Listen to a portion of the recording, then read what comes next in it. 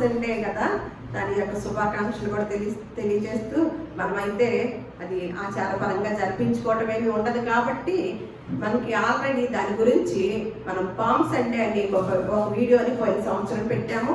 అది అందరూ కూడా తప్పకుండా వినండి, దాని గురించి మీరు తెలుసుకోండి.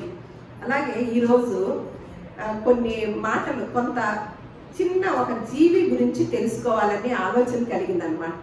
అంటే పెద్ద పెద్ద మనుషులమైన మానవులమైన మనల్ని శ్రేష్టమైన వారిగా చేసి దేవుడు గొప్ప అవకాశాన్ని భూలోకానికి రావడానికి మనకి ఇచ్చి, మనిషిగా పుట్టే అవకాశాన్ని ఇచ్చి, మనం అడగక ముందే ఈ సృష్టినంతటిని కూడా సృష్టించి మంచి వాతావరణాన్ని, మంచి ఆహారాన్ని మనకి సృష్టించి ఎంతో గొప్ప అవకాశాన్ని మనకి ఇచ్చి భూలోకానికి పంపిస్తే మనకి ఉన్న ఆధిక్యతను, దేవుడు కలిగి ఉన్న ప్రేమను, అలాగే దేవుడు మన పట్ల కలిగిన ఒక ప్రణాళికను అంతటిని కూడా మనం సర్వనాశనం చేసామన్నమాట. భూలోకానికి వచ్చి దేవుడు ఒక ప్రణాళికతో పంపించితే దాన్ని అంతటిని కూడా మనం అంటాం కదా, మన బిడ్డల్ని మనం పుట్టినప్పుడు కలలుగా అంటాం, నా బిడ్డ ఇలా అవ్వాలి, నా బిడ్డ ఇలా జీవించాలి అని ఎన్నో కలలు కన్నప్పుడు ఆ బిడ్డ వెళ్ళి ఒక రాంగ్ రూట్లోకి వెళుతున్న ఆ తల్లిదండ్రుల్ని బాధ పెడుతున్నప్పుడు ఏమవుతుందంటే ఆ ప్రణాళికలన్నీ కూడా నాశనం అయిపోయినాయి అనే బాధ కలిగిద్ది అనమాట. అదే బాధ మన తండ్రికి, మనల్ని సృష్టించిన సృష్టికర్తకు కూడా చాలా కలుగుతూనే ఉందన్నమాట.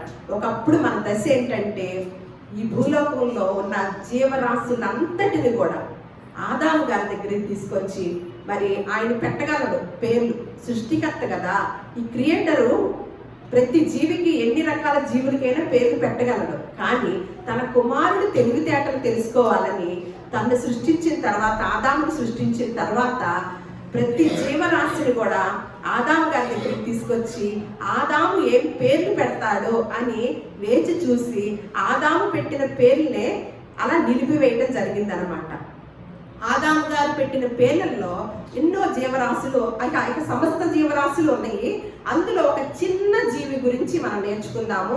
అదిగాక ఒక కీర్తనలో ఒక మాట ఉంటుంది అనమాట. ఒకసారి 8వ కీర్తన కనుక చూసినట్లయితే దాన్ని మాట్లాడుకొని అటువంటి పరిస్థితుల్లో ఆదాము గారి దగ్గరికి తీసుకొచ్చేసి అన్నిటిని కూడా పేర్లు పెట్టించిన దేవుడై ఉండగా అవన్నీ కూడా ఆదాము గారు పెట్టిన పేర్లే కొనసాగుతుంటే 8వ అధ్యాయం కీర్తన 6వ వచనం చూద్దాము, 3 నుంచి చూద్దాము. నీ చేతి పని అయిన నీ ఆకాశములను, నీవు కలగ చేసిన చంద్ర నక్షత్రములను నేను చూడగా, నీవు మనుషుని జ్ఞాపకం చేసుకొనుటకు వాడే పాటివాడు, నీవు నరబుద్ధుల్ని దర్శించుటకు వాడే పాటివాడు, దేవుని కంటే వానిని కొంచెము తక్కువ వానిగా చేసి ఉన్నావు, మహిమా ప్రభావములతో వానికి కిరీటము ధరింప చేసి ఉన్నావు, నీ చేతి పనుల మీద వానికి అధికారం ఇచ్చి ఉన్నావు, గొర్రెలనన్నిటినీ, ఎడ్లనన్నిటినీ, అడవి మృగములను, ఆకాశ పక్షులను, సముద్ర మత్స్యములను, సముద్ర మార్గములలో సంచరించు వాటినన్నిటినీ వాని పాదముల క్రింద నీవు ఉంచి ఉన్నావు. మన మానవుని యొక్క మొదటి స్థితి అన్నమాట. ఈ మొదటి స్థితిలో ప్రతి జీవరాశిని ఎక్కడ ఉంచారంట దేవుడు? నరుని పాదాల కిందగా ఉంచాడనమాట. ప్రతి దాన్ని కూడా వసూలు చేసుకునే గొప్ప అవకాశాన్ని దేవుడు ప్రారంభ మానవుడికి కలగచేసి దానినే కొనసాగించుతూ వస్తున్నాడు అనమాట. అలాంటి పరిస్థితుల్లో ఒక చిన్న జీవిని చూపించి దేవుడు దీనిని చూసి మీరు జ్ఞానము నేర్చుకోండి అని మళ్ళీ తర్వాత కాలంలో చెప్తున్నాడు దేవుడు. అంటే మొదటి పరిస్థితి ఏంటి? ప్రతి జీవరాశిని కూడా మానవుని యొక్క పాదాల క్రిందకి తీసుకొచ్చినప్పుడు మన పాదాల క్రింద ఉన్నాయి ప్రతి జీవరాశి కూడా. అటువంటి గొప్ప ఆధిక్యతను మానవుడైన మనకి దేవుడు కలగ చేయగా, తర్వాత రాను రాను జరుగుతున్న కాలాలకు వెళుతూ ఉండగా ఒక చిన్న జీవి దగ్గర తీసుకెళ్ళి ఆ చిన్న జీవి ద్వారా మనల్ని జ్ఞానాన్ని నేర్చుకోమంటున్నాడు అనమాట. అంటే నేర్చుకోమంటున్నాడు అంటే వాటి దగ్గర ఏముంటాయి అంటారు? జ్ఞానం ఉంటుంది కదా. అయితే మనమందరం ఏమనుకుంటాము? చాలా మంది మనమే తెలివి గల వాళ్ళము అనుకుంటా ఉంటాం. మనుషులు అంత తెలివి ఇంకెక్కడ భూలోకంలో జీవరాశికి తెలివి లేదు అంటాం. కానీ దేవుడు ఏమంటున్నాడు, ఆ చిన్న జీవి దగ్గర జ్ఞానం ఉంది కాబట్టి మీరు అక్కడ నేర్చుకోమంటే మనకేమి లేనట్టు ఆ చిన్న జీవికి ఉన్న జ్ఞానము మన దగ్గర లేనట్టు అనమాట. దానికి ముందుగా నేను ఒక చిన్న కథ చెప్తాను. ఒక డాక్టర్ గారంట, ఒక లాయరు, ఒక బోధకుడు, ఒక చిన్న పిల్లవాడు ఒక విమానంలో వెళుతున్నారంట, ప్రయాణిస్తున్నారంట. ఒక అకస్మాత్తుగా విమానంలో ఏదో లోపం తలెత్తిందంట. లోపం తలెత్తగానే ఆ విమానంలో ఉన్న నిపుణులు ఏమన్నారంటే, ఎంతో ప్రయత్నించి మనం మరమ్మత్తు చేయాలని అనుకున్నారంట. కానీ చివరికి పైలట్ నుంచి ఒక ప్రకటన వెలువడిందంట, మరమ్మత్తు చేయలేక ఆ విమానంలో ఒక తేడా వచ్చింది. ఇక అది ఎటు కూలిపోయే సమయం దగ్గర పడింది అనమాట. వాళ్ళు బాగు చేద్దామన్నా కూడా బాగు చేయలేకపోయారు. అప్పుడు ఆ పైలట్ దిగుతూ ఒక ప్రకటన చేశారంట, నన్ను క్షమించండి, ఇప్పుడు నేను విమానం బాగు చేయడానికి నా చేతుల్లో ఏమీ లేదు అని చెప్తూనే ఒక పారాచూట్ ఉంటే దాన్ని తీసుకొని దూకేశాడంట. మీరు కూడా మీ ఇష్టం, ఇక నేను చేతులు ఎత్తేసాను, ఈ విమానం బాగుపడేటట్టుగా లేదు కాబట్టి మీ ఇష్టం అని చెప్పేసి ఒక పారాచూట్ తీసుకొని దూకేశాడంట. విమానంలో ఎవరెవరు ఉన్నారండి? ఒక డాక్టర్ గారు, ఒక లాయర్ గారు, ఒక మత బోధకుడు అంటే ఇలా బోధించేవాడు, అలాగే ఒక చిన్న పిల్లవాడు. కానీ విమానంలో మూడు పారాచూట్లు ఉన్నాయి అనమాట. ఉన్న మనుషులు ఎంతమంది? నలుగురు. ఇక వెంటనే మూడేవన్నీ అని ఈ నలుగురికి తెలుసు. అందుకని డాక్టర్ గారు ముందుగా ఒక పారాచూట్ తీసుకొని ఆయన ఏమన్నాడంటే, నేను డాక్టర్ గారిని కదా, నేను చాలా ప్రజలకి దేవుడు తర్వాత నాతోనే అవసరం ఉంది, నేను ప్రజలకి ఎంతో అవసరము కాబట్టి నేను బ్రతకాలి అని ఒక పారాచూట్ తీసుకొని దూకేశాడంట. తర్వాత ఇంకా 2 ఉన్నాయి. ఆ రెండిట్లో ఇంకెవరున్నారు? లాయరు, చిన్నపిల్లాడు, బోధకుడు. ఇక లాయర్ అన్నాడంట, ఒకటి తీసేసుకున్నాడంట, అమ్మో బయట ప్రపంచంలో న్యాయం తీర్చాలంటే నేను లేకపోతే కుదరదు, నేను కూడా ఈ భూలోకానికి మనుషులకి అవసరం కాబట్టి మీతో అంత పెద్దగా అవసరం లేదు కాబట్టి నేను కూడా బ్రతకాలి, ఎందుకంటే అసలు నేను మంచి లాయర్ గారిని కదా, న్యాయం తీర్చుతాను, మంచిగా వాదిస్తాను అని చెప్పేసి ఒక పారాచూట్ తీసుకొని దూకేశాడంట. ఈలోపు ఎన్ని ఉన్నాయండి? ఒకటే ఉంది.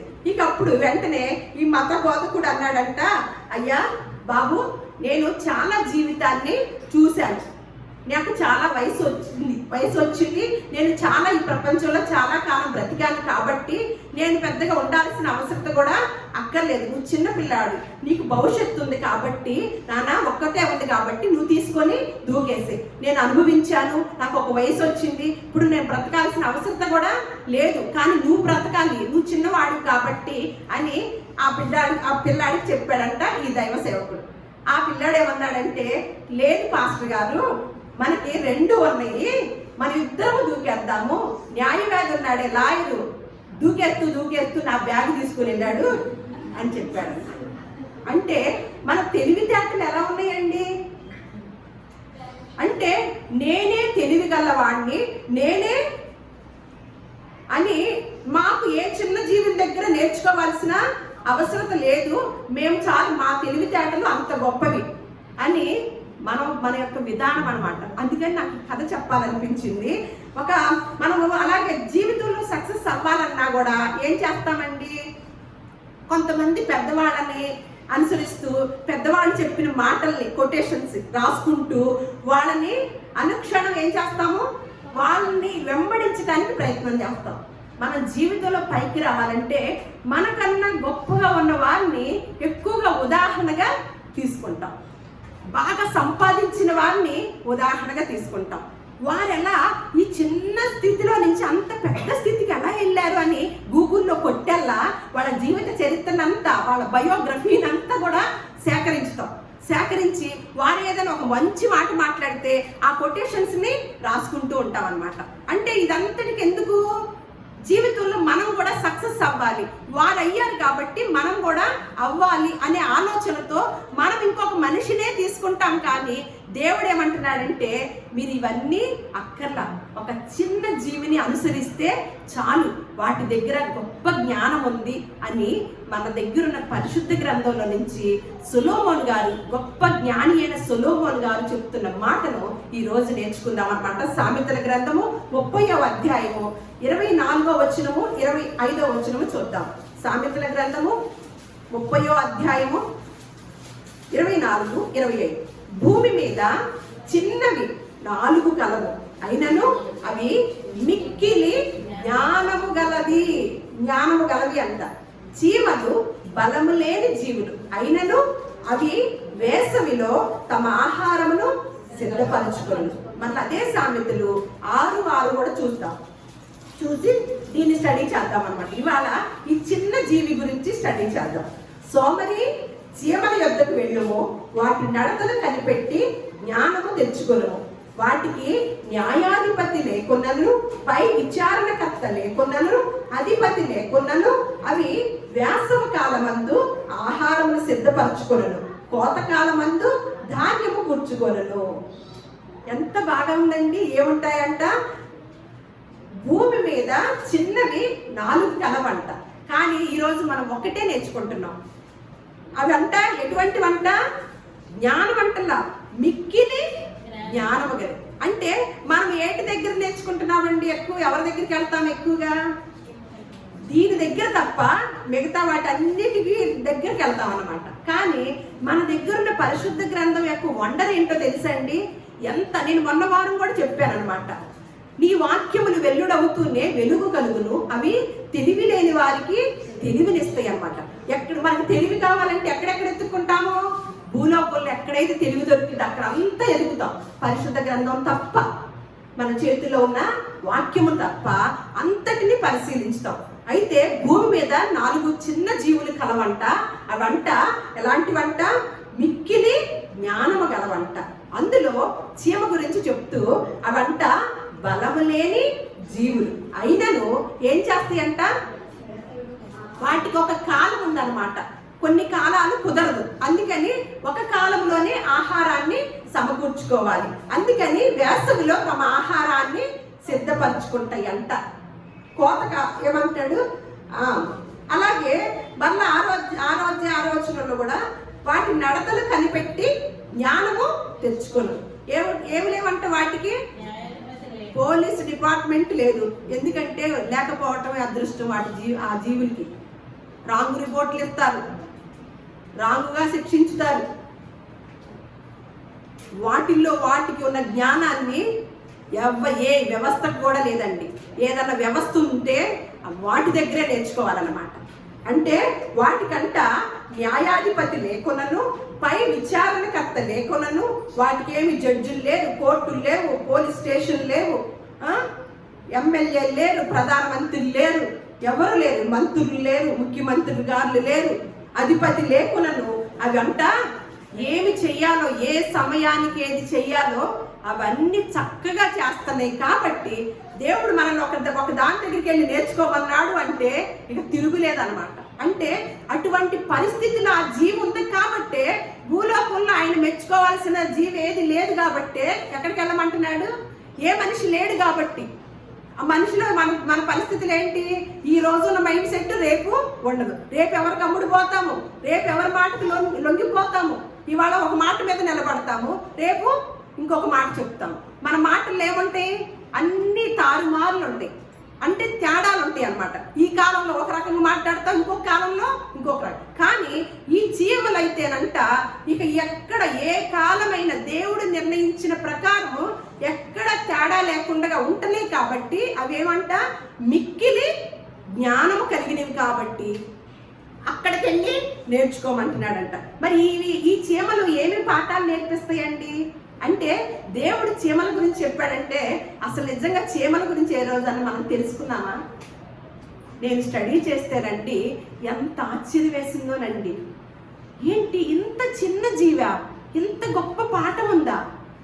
మరి మనం ఏనాడన్నా స్టడీ చేసామా? మనమందరం నాతో సహా అవి వస్తే రాకుండగా చక్కగా లక్ష్మణ్ రేఖలో గమేష్లో జల్లుతూ ఉంటాం. కానీ ఏ రోజైనా పాఠం నేర్చుకుంటామా? మరి దేవుడు చెప్పాడంటే వాటిలో ఏదో ఉంటది కదా. అయితే వీటిని పరిశోధించిన సైంటిస్టులు చెబుతున్న విషయాల్ని దేవుడు చెప్పాడు అంటే ఖచ్చితంగా సైంటిస్టులు కూడా గొప్ప విషయాలను చెప్తారు అని మనం నేను స్టడీ చేస్తేనండి గొప్ప విషయాలు తెలిసినాయండి. ఈరోజు అవి నేర్పించే పాఠాలు ఏంటో ఒకసారి చూద్దాం. జీవితాన్నంట సుఖంగా ఎలా గడపాలో అనేది చీమలు నేర్పిస్తాయంట. జీవితాన్ని సుఖంగా ఎలా గడపాలో చీమలు నేర్పిస్తాయంట. ముందు చూపు ఎలా ఉండాలో కూడా చీమలు చెప్తాయంట అని ఒక ఫిలాసఫర్ చెప్తున్నాడంట. ఇది నేను చెప్పిన మాట కాదండి, ఒక ఫిలాసఫర్ చెప్తున్న మాట అంట. ఆ ఫిలాసఫరే ఏమన్నాడంటే, ఇంగ్లీష్లో ఒక సామెత ఉందంట, మూర్ఖుడు తన తప్పుల నుంచి గుణపాఠాలు నేర్చుకుంటాడంట. మూర్ఖుడంట తన తప్పులు చేశాక గుణపాఠాలు నేర్చుకుంటాడంట. తెలివి కలిగిన వాడంట, తెలివైన వ్యక్తి అంట, చూడండి మంచి కొటేషన్ అనమాట, తెలివైన వ్యక్తి అంట పక్క వాళ్ళ తప్పుల్ని అనుభవాలుగా తీసుకొని అనుభవాలుగా మలుచుకొని సరి అయిన దారిలో వెళ్తాడంట. తెలివైన వాడు ఏం చేస్తాడంట, పక్క వాళ్ళు చేసే తప్పులు చూసి, ఆహా వాళ్ళు ఈ రాంగులోకి వెళ్తున్నారా, వాళ్ళకి వచ్చిన డబ్బులు ఇలా నాశనం చేసుకుంటున్నారా, వాళ్ళకి వచ్చిన ఇలా చేస్తున్నారా, వాళ్ళ మాటలు ఇలా మాట్లాడుతున్నారా, మనం వెళ్ళకూడదా, వాళ్ళు ఇలా వాళ్ళు అలా అందరూ చెడ్డ పేరు చెప్పుకుంటున్నారా వాళ్ళ గురించి అని విన్నప్పుడు మనం ఏం చేయాలి, పక్క వాళ్ళు తెలివిగలవాడంట, అమ్మో నేను అలా ఉండకూడదు, అలా ఖర్చు పెట్టకూడదు, అలా చేయకూడదు, ఇలా దాచుకోవాలి, అలా మాట్లాడాలి అని ఈ తెలివైన వ్యక్తి అంట పక్క వాళ్ళ తప్పుల్ని అనుభవాలుగా మలుచుకొని సరి అయిన దారిలో వెళతాడని ఇంత పెద్ద సూక్తి అంట చీమల ద్వారానే చెప్పాడంట. ఈ సూక్తిని చీమలను చూసే ఈ సూక్తి చెప్పాడంట. అలాగే ఆ సూక్తి కూడా పుట్టిందంట. ఒక చీమ ఎప్పుడైనా వెళుతుంటేనంట మన వేలు దానికి అడ్డంగా పెడితే అది చుట్టూ తిరుగుతుందంట. ఒకసారి ట్రై చేయండి, ఇంటికి వెళ్ళాక ఒక సెకండ్ ఆగి పక్కకి వెళ్తుందంటండి. అది వెళ్ళేటప్పుడు మనం వేలు అడ్డం పెట్టామనుకోండి చుట్టూ తిరిగిద్దే కానీ ఇంకెక్కడికి వెళ్ళిందంట, ఒక సెకండ్ ఆగి వెళ్తుందంట. మళ్ళీ అడ్డు పెడితేనంట ఇంకొక దారిలో ప్రయాణిస్తుంది కానీ వెనక్కి మాత్రం, అమ్మో ఇంత పెద్ద చెయ్యి వచ్చి నన్ను అడ్డు పెడుతుంది కదా అని ఇంకెందుకు ఈ దారిని నేను వెళితే డేంజర్ అయిపోద్దేమోనని అని మాత్రం అనుకోదంటండి. తప్పకుండా మళ్ళా ఏ దారిలో వెళ్ళాలనుకుంటుందో ఆ దారిలోనే వెళ్ళిద్దంట, వెనక్కి మాత్రము వెళ్ళదంట. అంటే ఎంత భయం వేస్తుందండి, ఎంత ఏలు పెడుతుంటే. అది ఎంత చీమండి, ఎంత శరీరం అండి, ఇంత శరీరమా, మనకి ఇంత శరీరం కదా, ఇంత సమస్య వస్తే వెనక్కి వెళ్తామా ముందుకెళ్తామా చూడండి. అంటే ఈరోజు ఏం నేర్చుకుందాం చూద్దాం. అన్ని మళ్ళా వెనక్కి మాత్రం వెళ్ళదంట, ఏ మాత్రం కూడా భయపడదంట, అసలు వదిలిపెట్టదంట. ఆ దారి భయపడదంట, ఆ దారిని వెళకం కూడా వదిలిపెట్టదంట. తనకు భయమైన కష్టం వచ్చినా ముందుకు సాగటమే చీమకు తెలుసంట. ఇది చీమల తత్వం అంట. మరలా ఎండాకాలంలో వేడిగా ఉంది కదా అని చల్లగా కూర్చోదంట. వచ్చేది వర్షాకాలము, ఆపై శీతాకాలం అని సీజన్కి సరిపడా తిండిని కష్టపడి సంపాదించుకుంటుందంట. సీజన్కి సరిపడా తిండినంట మరి వేసవకాలం కదా, ఎండగా ఉంది కదా అని చక్కగా ఏసీలు వేసుకొని కూర్చోదంట. ఏం చేస్తుందంట, ఈ కాలం గనక తప్పిపోతే ఆహారము సమకూర్చుకోవటం కుదరదు కదా అని ఎండైనా సరే ఏమి చేయాలనుకున్న పనంతా కూడా ఆ సమయంలో చేసి అవంట కూర్చుకుంటుందంట. దీన్ని చూసి ముందు చూపు ఏంటి అని చెప్పాను కదా, అది నేర్చుకోవటం అనమాట. అంటే సోమరి అన్నాడు కదా ఇక్కడ, జ్ఞానవంతుడైన సొలొమోను ఏమన్నాడు, సోమరి చీమల యొద్దకు వెళ్ళి వాటి నడతలు చూసి జ్ఞానం తెచ్చుకోమంటున్నాడు కనిపెట్టి. అంటే మనము ఎన్ని మార్లు అలా బద్ధకంగా ఉంటామండి. మనం ఆడవాళ్ళమే ఉంటాం. ఉదయాన్నే లెగుస్తామా, ఉదయాన్నే ఏంటి ఆరోగ్య సూత్రం, ఉదయాన్నే లేచి చక్కగా మన పనులన్నీ చేసుకోగలుగుతామా, సోమరితనంగా ఉంటామా, బద్ధకంగా చాలా ఇదిగా ఉంటాం కదా అప్పుడప్పుడు. కానీ చీమలు ఏం చేస్తున్నాయి, అలాగే మనలాగే కనుక ఒక రోజు మానుకుంటే ఎంత నష్టపోతాయో తెలుసా అండి. అంటే వేసవ కాలంలోనే ఆహారాన్ని సమకూర్చాలన్నమాట. అలాగే ముందు కష్టపడ్డా తర్వాత సుఖపడతాం అని అనుకుంటుందంటండి. ముందు కష్టపడినా మేము తర్వాత సుఖపడతామని అనుకుంటుందంట. మళ్ళా చీమంట ప్రతి కాలాన్ని కూడా విక్టరీగానే భావిస్తుందంట, ప్రతి కాలాన్ని కూడా. అందుకే అనుకూలంగా ఉండగానే కష్టపడి కష్టమైన సమయంలో వెనక్కి తగ్గుతుందంట. అనుకూలంగా ఉండగానే కష్టపడి ఒకవేళ కష్టం వచ్చినప్పుడు ఏం చేస్తారంట, కొంచెం తన సమయాన్ని వెనక్కి తీసుకుంటుందంట. అలాగే చీమలంట భూమికి మేలు చేస్తాయంట, భూమికి ఉన్న వేడిని తగ్గిస్తాయంట. జనరల్గా చీమలు శ్రామిక ఇంజనీర్లు అంట. మన ఇంజనీర్లకి ఎవరో తెలుసా? మాదిరి ఎవరో తెలుసండి? చీమల పుట్టలు చూసి అంతస్తులు కడతం నేర్చుకున్నారంట ఇంజనీర్లు గారు. చీమల పుట్టలు చూసి అంతస్తులు కడతం నేర్చుకున్నారంట శాస్త్రవేత్తలు. అయితే ఒక పుట్టలోనంట 80 లక్షల చీమలు ఉంటాయంట. ఒక్కొక్క పుట్టలో 80 లక్షల చీమలు ఉంటాయంట. పుట్టలో ఉన్న ఒక్క చీమ కూడా పని లేకుండా నిరుపయోగంగా కాలాన్ని గడపదంట, వ్యర్థంగా గడపదంట. చూడండి, 80 లక్షల చీమలు కూడా ఒక్కడ కూడా పని లేకుండా, పని చేయకుండా ఉండదంట. 80 లక్షల చీమలు కూడా పని చేస్తాయంట. అలాగే ప్రతి చీమంట సాటి చీమల ఎడల శ్రద్ధ కలిగి ఉంటాయంట. మనలాగా ప్రతి అంటే ఒక్క పుట్టలో 80 లక్షల చీమలు ఉంటే ప్రతి చీమ కూడా సాటి చీమ పట్ల శ్రద్ధ కలిగి ఉంటాయంట. చూడండి, మనకు కూడా రాశాడుగా, సహోదరుల ఐక్యత కలిగి ఉండుట ఎంత మేలు, ఎంత మనోహరము. మనకైతే రాశాడు. వాటికి ఉందా? అలా శ్రద్ధ కలిగి ఉంటాయంట. మళ్ళా ఒకటి తన కొరకు వయసులో పెద్ద చీమలంట చిన్న చీమలకు తరఫీదునిచ్చి వాటిని జాగ్రత్తగా కాపాడతాయంట. చీమల్లో పెద్ద చీమ, పెద్దవాళ్ళు ఉంటారు కదా, అయ్యంట చిన్న చీమలకి తరఫీదునిస్తాయంట. వాటినంట జాగ్రత్తగా కాపాడు. పెద్దలమైన మనము చిన్న వాళ్ళకి ఎంతమంది తరఫీదు ఇస్తున్నాము? ముందు మనకే రాదు, అంతేనా? పెద్దవాళ్ళమైన మనకే రాదంట. కానీ ఇక్కడ పెద్ద చీమలు ఏం చేస్తాయంట, చిన్న చీమలకి తరఫీదిచ్చి జాగ్రత్తగా వాటిని కాపాడుతాయంట.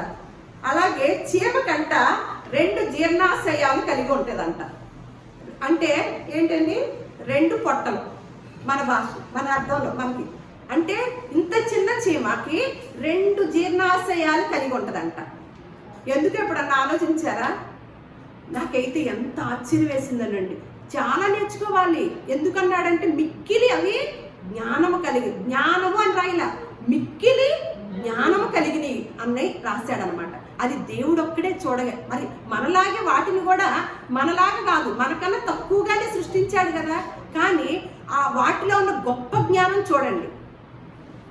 ఎందుకంటే 2 జీర్ణాశయాలు కలిగి ఉంటుందంట. ఒకటంట ఒక పొట్ట ఏమన్నా ఒక పొట్టలో ఉన్న తన కొరకంట, రెండవ పొట్ట ఇద్దరు చీమల కొరకంట. నా కొరకైతే నేను మోసుకుంటాను, నా పక్క వాళ్ళకు నా పొట్టతో ఎలా మోస్తాను? చూడండి ఎంత గొప్పదో చూడండి చీమ. మనకు ఇప్పుడు దాకా ఏమనిపించింది? ఇవన్నీ దేవుడు చెప్పిన జ్ఞానంతో మనం నేర్చుకున్నాం. కానీ దేవుడు ఎందుకే చెప్పాడనమాట. సైన్సిస్టులు ఇప్పుడు మిర్మకాలజీ అని దీన్ని శాస్త్రవేత్తలు తెలియజేసిన సంగతులు నేను మాట్లాడుతున్నాను. 2 జీర్ణాశయాల్లో కూడా ఒకటి తన కొరకు పెట్టుకొని ఆహారాన్ని, రెండవ జీర్ణాశయంలో ఇతర చీమల కొరకు వాడతాయంట. మళ్ళా చీమలంట వాసన చూసే శక్తి కలిగి ఉంటాయంట. చీమలంట వాటికంటే 50 రెట్లు బరువు మోయగలుగుతాయంట. 50 రెట్లు ఎక్కువ బరువు మోయగలుగుతాయంట. చీమలంట సోమరిగా అస్సలు ఉండవంట, చురుకైనవంట, కష్టపడి పని చేస్తాయంట. పని చేయని చీమ అయితే పుట్టలో ఏది ఉండదు. చీమలు వాసన చూసే శక్తి కలిగి ఉంటాయంట. ఆహార తావులను గుర్తించి ఆ సమాచారాన్నంట ఇతర చీమలకి చేరవేస్తాయంట. ఆహారాన్ని గనక తావుల్ని ఎక్కడైనా చూస్తే వెంటనే వాటి మట్టికి వాటికి, అందుకే ఇందాక అచ్యుతరావు గారు అంటున్నారు కదా, మనుషులకి ఎలాంటి బుద్ధులో తెలుసండి? కుళ్ళు, అసూయ, ద్వేషము, తోటివారు ఎదుగుతుంటే చూడలేని తనము, ఎదుగుతుంటే అసూయ కలగటం, ఇవన్నీ ఎవరిని నష్టాన్ని కలిగిస్తే తెలుసండి? ఎవరికి వస్తాయో వారికే నష్టాన్ని చేస్తాయి అన్నమాట. మరి ఈ చీమలు ఏం చేస్తున్నాయి అంట? చూడండి, ఏదైనా సమాచారాన్ని తెలియజేస్తే ఆహార తావుల్ని వెంటనే మిగతా వాటికి అన్నిటికి కూడా ఆ సమాచారాన్ని తెలియజేస్తాయి అంట. మళ్ళా ఆహారాన్ని చూసినప్పుడు అంట అవి తినటానికి, తీసుకెళ్ళటానికి, నిల్వ ఉంచుకోవడానికి, వీటన్నిటి గురించి ఆలోచిస్తాయి అంట. ఏదైనా చూసినప్పుడు ఆహారము అవి తినటానికి, మళ్ళా తీసుకువెళ్ళటానికి, నిల్వ ఉంచుకోవటానికి, ఇన్ని రకాలుగా ఆలోచిస్తుందంట. ఇందులో ఏమన్నా మనం ఉన్నామో చూస్తూ ఉండండి. మళ్ళా ఇంకేం చేస్తాయి అంటే కాలాన్ని గుర్తెరిగి సమయాన్ని సద్వినియోగం చేసుకుంటాయి అంట. పట్టుదల కలిగినవంట. నేర్పుగా, ఓర్పుగా మరియు ప్రయాణిస్తాయి అంట. అలాగే చీమల పుట్టలంట శుభ్రంగా ఉంచుకుంటాయి అంట. మన ఇల్లు బాగుంటాయా? మంచిగా 3 పూటలు తింటాం కదా. మన ఇల్లు ఎలా ఉంటాయండి? శుభ్రంగా ఉంటాయా? మనం నేర్పాలా? అవి మనకు వచ్చి నేర్పుతాయక. చీమల పుట్టలంట శుభ్రంగా ఉంచుకుంటాయి అంట. క్రమశిక్షణ, ఐకమత్యం, పొదుపు కలిగిన శ్రామిక జీవులంట చీమలు. ఏంటంట? క్రమశిక్షణ, మళ్ళా ఐక్యత, పొదుపు, కష్టజీవులు. ఇందులో ఉన్న ఒకటన్నా ఉన్నామా? మనం పొదుపులో ఉన్నామా? ఐకమత్యంలో ఉన్నామా? కష్టపడే దాంట్లో ఉన్నామా? ఎందులో ఉన్నాం? క్రమశిక్షణలో ఉన్నామా? చూడండి, అందుకనే సామెతలో ఒక మాట ఉంటుంది, 12వ అధ్యాయం 27వ. సోమరి వేటాడినను పట్టుకొనడంట, చురుకుగా ఉండుట గొప్ప భాగ్యం. మరి చురుకుగాను, క్రమశిక్షణగాను, పొదుపుగాను, ఐకమత్యంగాను, కష్టపడే జీవులుగాను చీమలు ఉన్నాయి. మరి మనకేమని ఈ మాట రాసి ఉంచాడు దేవుడు? ఏమని? సోమరి అంట వేటాడినను, సోమరి కదా, పేరే ముందే పెట్టేశాడు కదా, సోమరి వేటాడినను. మనం ఎన్ని విషయాల్లో సోమరితనంగా ఉంటున్నాము అంటే పట్టుకోలేని సోమరితనం అన్నమాట. వేటాడుతున్నాడు కానీ ఏముంది ఆ మనిషిలో? సోమరితనం ఉంది. అందుకని ఏం చేస్తున్నాడు? పట్టుకోలేకపోతున్నాడు. కానీ చురుగ్గా ఉండటం అంట గొప్ప భాగ్యం అంటండి. ఈ సూత్రం ఎవరికి తెలుసండి? చీమలకు తెలుసా? మనకు తెలుసా? పాటించేది ఎవరు? మనమా చీమలా? మరి ఇప్పుడు ఎక్కడికి వెళ్ళి నేర్చుకోవాలి మనము? అందుకే న్యాయాధిపతుల గ్రంథం అంతా కూడా ఇశ్రాయేలు ప్రజలకి ఒక్కొక్క న్యాయాధిపతిని పెడుతూ వచ్చారు. ఒక న్యాయాధిపతిని పెడితేనే ఉన్నా ఏదో ఒకటి తప్పుదాము చేయటం ఇశ్రాయేలు ప్రజలు. ఆ న్యాయాధిపతి సంబంధించిన రాజుగారు ఏదో ఒక శిక్ష వేయటం, మళ్ళీ దేవుణ్ణి వేడుకోవటం, మళ్ళీ ఇంకొక న్యాయాధిపతిని పెడతాం. ఇక్కడ ఏముందంట? అయినా కూడా అటువంటి న్యాయాధిపతులు ఉన్నప్పటికీ కూడా న్యాయాధిపతుల్లో ఒక మాట ఉంటుంది, 2వ అధ్యాయం 10వ వచనంలో. ఆ తరము వారందరూ తమ పితరుల యొద్దకు చేర్చబడిరి. ఏంటి? ఇశ్రాయేలు ప్రజలందరూ. వారి తర్వాత యెహోవానైనను ఆయన ఇశ్రాయేలులో వరకు చేసిన కార్యములనైనను ఎరుగని తరం ఒకటి పుట్టగా. అంటే ఎన్ని గొప్ప కార్యాలు చేస్తున్నప్పటికీ ఇశ్రాయేలు పట్ల ఆయనకి న్యాయాధిపతులు పెట్టేవాళ్ళు, రాజులు పెట్టేవాడు. దేవుడు ఎన్ని రకాలుగా వాళ్ళని కట్టుదిట్టంలో ఉంచాలనుకున్న ఏది అడిగితే అది చేస్తూ వచ్చినప్పటికి కూడా ఇంకో తరం వచ్చేసరికంట అసలు దేవుడే ఎరగని తరము పుట్టిందంటండి. ఎందువల్ల దేవుడే ఎరగని తరము పుట్టింది? ఎందుకని? ఇక్కడ చీమలు ఏం చేస్తున్నాయి? పెద్ద చీమలు ఏం చేస్తున్నాయి అంట? అనుభవం కలిగిన చీమలు ఏం చేస్తున్నాయి అంట? చిన్న చీమలకి తర్ఫీదునిచ్చి తను ఏవైతే సూత్రాలు పాటిస్తుందో ఆ తర్ఫీదు చిన్న చీమలకు ఇచ్చి వాటిని జాగ్రత్తగా చూసుకుంటాయంట. మరి యెహోవాని ఎరగని తరం వచ్చిందంటే ఎవరు చెప్పుండరు? పెద్దలు, ఇంట్లో ఉన్న తల్లిదండ్రులు, ఇంట్లో ఉన్న పెద్దలు ఏం చెప్పలేదు? పలానా సమయంలో దేవుడు ఈ కార్యాన్ని చేశాడమ్మా అని చెప్తూ ఉంటున్నావు అనుకోండి, ఎన్ని తరాలకైనా వెళ్ళిపోతుందా ఆ మాట? అంటే ఒక దేవుణ్ణి ఎరగని తరం వచ్చిందంటే ఎవరు తప్పిదము? పెద్దల తప్పిదం. మరి ఇక్కడ చీమలు ఏం చేస్తున్నాయి? దానిలో కూడా ఉన్నాయి. న్యాయాధిపతి ఉన్నాడా? రాజుగారు ఉన్నారా? అధికారులు ఉన్నారా? ఇంకొకళ్ళు ఉన్నారా? చట్టాలు ఉన్నాయా? కోర్టులు ఉన్నాయా? స్టేషన్లు ఉన్నాయా? అందుకే వివరంగా రాశాడనమాట.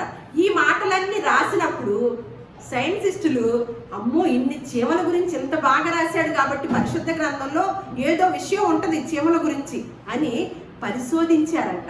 పరిశోధించితే వచ్చిన సంగతులు అన్నమాట ఇవి. అంటే మన చేతుల్లో ఉన్న పరిశుద్ధ గ్రంథం ఎంత గొప్పదండి, ఎంత గొప్పదండి. ఒకప్పుడు ఏమన్నా అన్ని జీవరాశులు మన పాదాల క్రింద పెట్టాడా? ఒక గొప్ప అవకాశాన్ని ఇచ్చాడా? వాటిని ఏం చేసుకున్నాము? చేతుల పాడు చేసుకున్నాము. అధికారాన్ని, దేవుడిచ్చిన గొప్ప అధికారాన్ని పాడు చేసుకుంటాం వలన ఎక్కడికి వెళ్ళి నేర్చుకోవాల్సి వస్తుంది? చిన్న జీవి దగ్గరికి వెళ్ళి నేర్చుకోవాల్సి వస్తుంది అన్నమాట. ఇప్పుడున్న ఎంతో మంది గొప్ప గొప్ప వారు అనుకుంటున్నారే, వారందరూ కూడా నిజంగానే మనమందరం చీమ దగ్గర నేర్చుకోవాల్సిన వారిని. పరిశుద్ధ గ్రంథము ఇటువంటి గొప్ప గొప్ప విషయాల్ని తెలియజేసే గ్రంథం అండి. ఇంత గొప్ప దేవుణ్ణి, ఇంత గొప్ప మాటల్ని, ఇంత గొప్ప విషయాల్ని తెలుసుకునే అవకాశాన్ని కొంతమంది ప్రజలకు ఇస్తే ఇటువంటి మంచి మాటలు ఉన్నట్టుగా చెప్పిన వారికి రోజులే లేకుండా చేసే సమయాల్లో, కాలాల్లో మనం ఉంటున్నాం అన్నమాట. ఏదేమైనా ఇంత గొప్ప దేవుడు, అన్ని చూస్తున్న దేవుడు, అన్ని తెలిసిన దేవుడు, ఖచ్చితంగా ఆయన సమయంలో ఆయన కరుణ దించుతాడు, ఆయన ఉగ్రత దించుతాడు అన్నమాట. మనమే ఎంత మంత్రగానం అయితే దేవుడు మనల్ని సృష్టించిన వాడు, ఆయనకి సమస్తము ఎరగకుండా ఉంటుందా? తప్పకుండా తెలిసి ఉన్నది. కాబట్టి భవిష్యత్ కాలంలో ప్రవీణ్ గారి పట్ల ఇచ్చిన రిపోర్టుని, దాని సారాంశము భవిష్యత్తులో ఖచ్చితంగా తెలుసుకుంటాము. ఎవరైతే దీనిలో పాత్రలు పాలి భాగస్తులయ్యి నిందలు వేస్తున్నారో వారు ఖచ్చితంగా శిక్ష అనుభవించక తప్పదు. వారి కుటుంబం కొరకు మనం ప్రార్థన చేద్దాము. అలాగే గవర్నమెంట్ వారి తీర్పు విన్నాము, కానీ దేవుని తీర్పు కొరకు వేచి ఉన్నాం. దేవుడు ఈ మాటల్ని మన హృదయాల్లో ఫలింపచేయను గాక. దేవుడు మిమ్మల్ని అందరినీ కూడా ఆశీర్వదించును గాక.